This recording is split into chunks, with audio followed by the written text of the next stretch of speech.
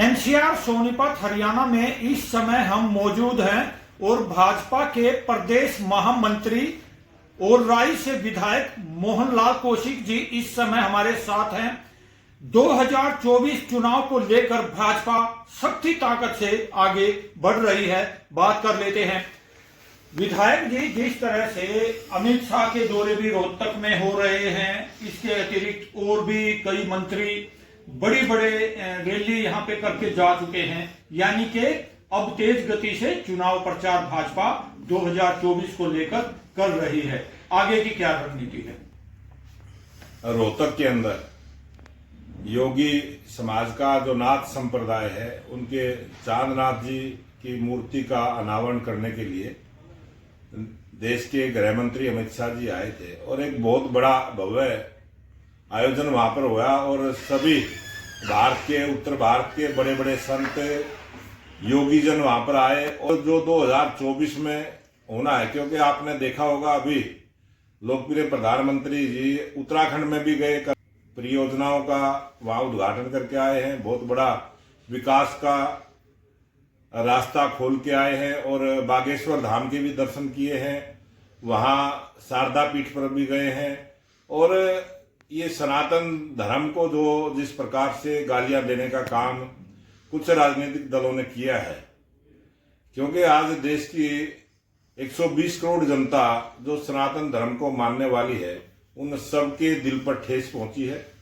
और जिस प्रकार से राजनीतिक दल सनातन धर्म को गालियां देकर उसका अपमान करने का जो प्रयास जिन लोगों के द्वारा हुआ है, और कुछ लोगों ने, कुछ राजनीतिक दलों ने परोक्ष रूप से उसका समर्थन भी किया है, उन सबको सबक सिखाने वाली है ये जनता।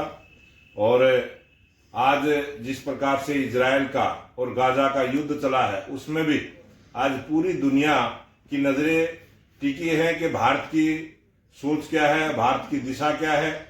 और वो स्पष्ट किया है G20 में। आपने देखा होगा कि देश के लोकप्रिय प्रधानमंत्री नरेंद्र मोदी जी ने सबको बताया है कि अगर शांति का संदेश लेना है तो भारत से लेना है और सनातन धर्म से लेना है। सनातन धर्म को मानने वाले लोग ही इस दुनिया में शांति स्थापित कर सकते हैं। और हमारे सनातन धर्म में किसी भी प्रकार का जो आतंकवाद है, जो देश के विरोधी काम करते हैं, कभी भी उसका हमने समर्थन नहीं किया है। और आज दुनिया की निगाहें टिकी है कि भारत जो बड़ी ताकत के साथ आगे बढ़ा है, दुनिया के विश्व गुरु हम रहे हैं, उस रास्ते पर आज भारत आगे बढ़ा है और इसका नेतृत्व लोकप्रिय प्रधानमंत्री नरेंद्र मोदी जी ने किया है।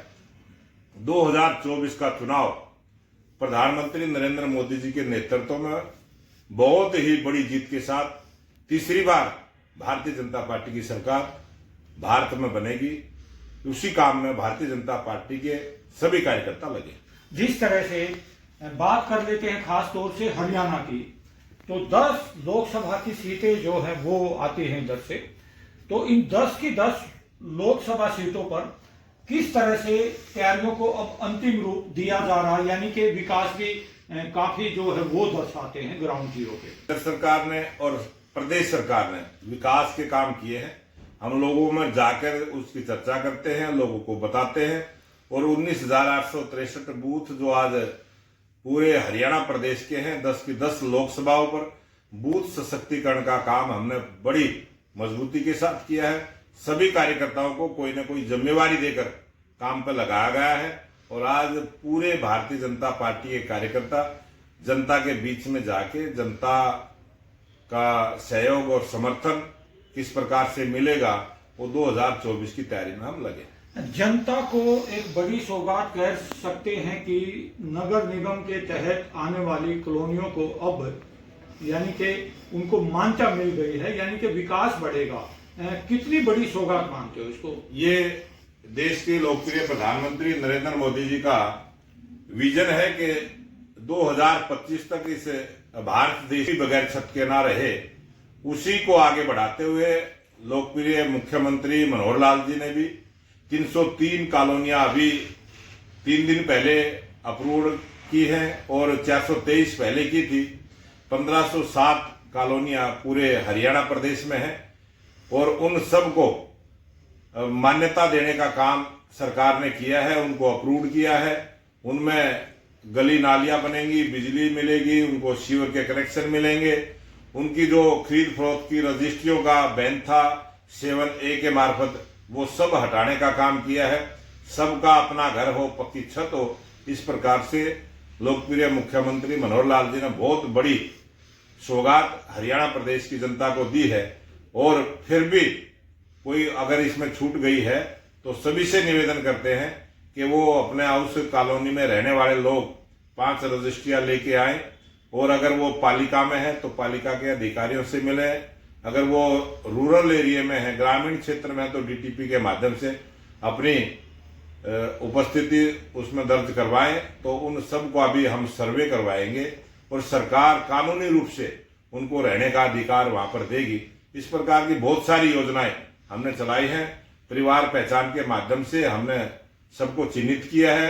हरियाणा प्रदेश में गरीब हैं जिनको गरीबी का फायदा मिलना चाहिए, वो गरीबी का फायदा जो सरकार सहायता के रूप में उनको देती है वो सबको मिले, कोई उसमें छूटे ना। इस प्रकार से हमने एक अभियान चलाया है और घर घर जाकर सभी सरकारी सुविधाएं घर बैठे लोगों को देने का काम किया है। भाजपा 2024 चुनाव को लेकर सकारात्मक सोच को लेकर आगे बढ़ रही है और हर वर्ग को साथ लेकर उसका जनहित का कार्य पूर्ण भी किया जा रहा है। राजेश खत्री, सोनीपत, हरियाणा।